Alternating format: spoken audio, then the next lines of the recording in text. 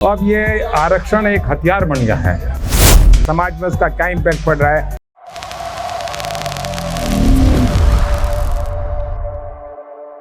Supreme court में advocate हूँ और सेंट्रल गवर्नमेंट में कैट में सेंट्रल एडमिनिस्ट्रेटिव ट्रिब्यूनल में भी एडवोकेट रह चुका सेंट्रल गवर्नमेंट की तरफ से, और मैं लेखक भी हूँ।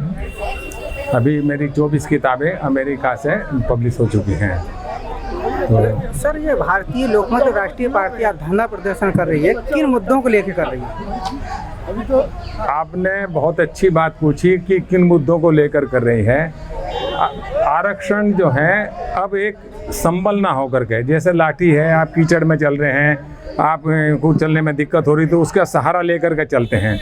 अब ये आरक्षण एक हथियार बन गया है और इससे समाज में समानता की जगह असमानता उत्पन्न हो गई है और समाज को एक तरह से जाति में और चीज़ों में इसको बांट दिया गया है। अब यदि कोई बच्चा गरीब है, उसमें प्रतिभा है, तो उसको निखारने के लिए भी कुछ खर्चे की ज़रूरत होती है, उसको आर्थिक सहायता की ज़रूरत होती है। तो वो आर्थिक सहायता जो है उसको मिलनी चाहिए, जिससे कि उसकी प्रतिभा में निखार आवे।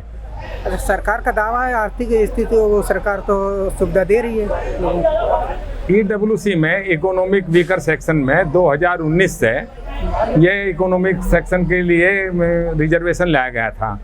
अब सरकार के दावे क्या हैं? एक होता है सैद्धांतिक पक्ष, दूसरा फिर वो व्यवहार में क्या आ रहा है, फिर आपके देखने में क्या आ रहा है, समाज में उसका क्या इम्पैक्ट पड़ रहा है, तो ये आप खुद ही देख सकते हैं। तो ये समाज में जो है वो बराबर का अधिकार नहीं है। भाई जो बच्चा है, जिसको सुविधा की ज़रूरत है, कापी किताब की ज़रूरत है, अच्छी एजुकेशन की ज़रूरत है, आप उसको सुविधा दीजिए और उसकी योग्यता के अनुसार उसको स्थान दीजिएगा। जब तक प्रतिभा को स्थान नहीं दिया जाएगा तो तब तक देश तरक्की नहीं करेगा। आप किसी को भी सीट बैठा दीजिएगा, उठा करके ऊंचे आसन पर बैठा दीजिएगा, तो उससे क्या उसमें वो गुण आ जाएंगे। पहले गुण पैदा करिए।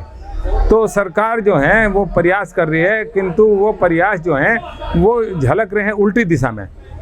समाज में आज हम हो गए, देखिए अब जैसे जाति का है, अब जाति को एक मुद्दा बना लिया गया कि भाई मैं तो इस जाति का हूँ। अभी कानपुर में हाल ही में CMO का उनका DM के पास विवाद चला, तो DM ठाकुर थे जितेंद्र प्रताप सिंह, तो उसने CMO ने आरोप लगा दिया कि मुझे इन्होंने जाति सूचक शब्द से अपमानित किया।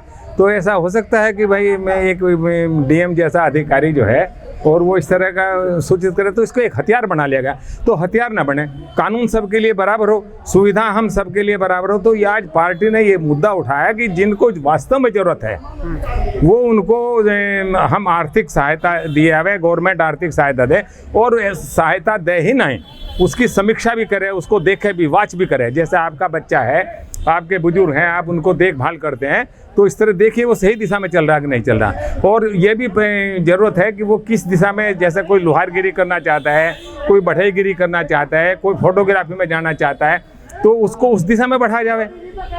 तो ये नहीं कि भाई हमने तो बना दिया 35% आ गए हमारे और हमने उसको कलेक्टर बना दिया और वो गुण आवेंगे। आप देखिए अब ये हो गया हालत की। अभी हम आ रहे थे राजीव चौक से, तो एक बुजुर्ग सरदार जी थे टेम्पो में, उन्होंने कहा कि आज मुझे कोई भी काम आप बिना पैसे के सरकार में करके दिखा दीजिएगा। तो ये जो है रिश्वत कहाँ से आई?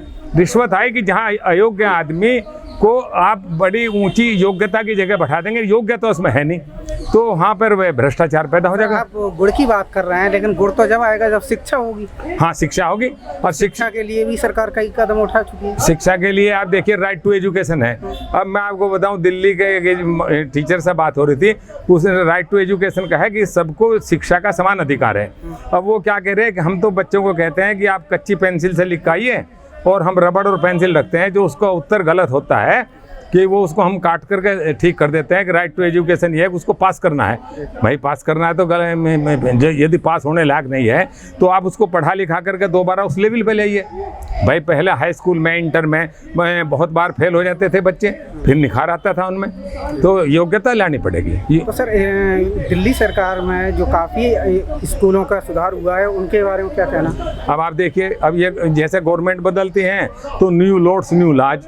अभी वर्तमान गवर्नमेंट आई तो वो स्कूलों की जांच कर रही है कि इनमें ये कमी थी, उनमें ये कमी थी। दूसरी गवर्नमेंट आवेगी, वो कहेगी इनमें ये कमी है, उनमें ये कमी है। तो आप देखिए ना कि उसका हो क्या रहा, बच्चे के 95% 99% नंबर आ रहे हैं और आप उससे बात कर लीजिएगा, तो बात कर लीजिएगा, उसका सब्जेक्ट का ही पता नहीं। बिहार में जिस लड़की ने एक बार टॉप किया था तो उससे पूछा भाई आपके सब्जेक्ट क्या थे, तो वो उत्तर ही नहीं दे पाई मेरे सब्जेक्ट क्या थे। तो ये 95% कहाँ से आए सर? 95% तो ये आ गए कि वो जो है एक ही रात, आपका कहना है कॉपी करने नहीं जितने ऐसा था, जितने नमक हराम थे एक ही रात में पुलिस कप्तान हो गए। आप देखिए कि प्राइवेट स्कूल खुल गए, 2-2 कमरों में यूनिवर्सिटी का टोटल मिल गया। तो वो क्या करते हैं कि हमको फीस दे जाओ, हमसे PhD की डिग्री ले जाओ, हमसे MBA की डिग्री ले जाओ, आप इंजीनियरिंग की डिग्री ले जाओ, तो डिग्री बट रही है। इसलिए जो है उसका कोई महत्व नहीं रहा। मैं इसका जो है कि आप डिग्री ले रहे हैं, पहले आप हाई स्कूल पास किया तो उसका महत्व था, आपने MSc किया तो उसका महत्व था, MA पास किया तो उसका महत्व था, और आज क्या है कि MA पास हूँ तो आपके दिमाग में कोई असर नहीं पड़ता, भाई पास होगा। अच्छा, मतलब आपका कहना है शिक्षा जो है अब शिक्षा नहीं रही, व्यापार बन चुका। व्यापार बन चुका, व्यापार हो रहा है पूरा, वही खुल के व्यापार हो रहा है। आप जाके देखिए, अब गवर्नमेंट जो है वो क्यों नहीं देखती जा करके जी। तो ये जो है हमको आर्थिक आधार पे, भाई मान लिया इनको ज़रूरत है, आप ये इनको आज पैसे की ज़रूरत है ऊपर उठने के लिए, हम इनको आर्थिक वो दें मदद दें इनको, जिससे कि ये ऊपर उठें और उस दिशा में दें। पहले काउंसलिंग करिए कि ये इनकी रुचि किधर है, किधर ये ऊपर जा सकती हैं। तो ये तो सर रुचि सरकार थोड़ी तय करेगी, ये इनकी रुचि सरकार कैसे तय करेगी? हाँ, रुचि बताएं हम, सरकार कैसे तय करेगी?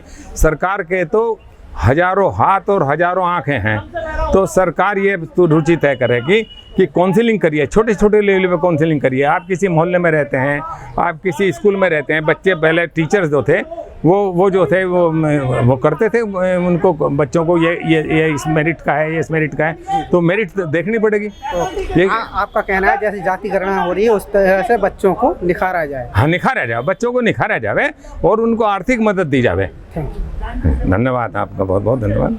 देश विदेश की ताज़ा तरीन खबरों से अपडेट रहने के लिए आप हमारे चैनल को ज़रूर सब्सक्राइब करें और साथ ही बेल आइकन को भी ज़रूर दबाएं ताकि सभी खबरों से आप और आपके जानने वाले रह सके अपडेट।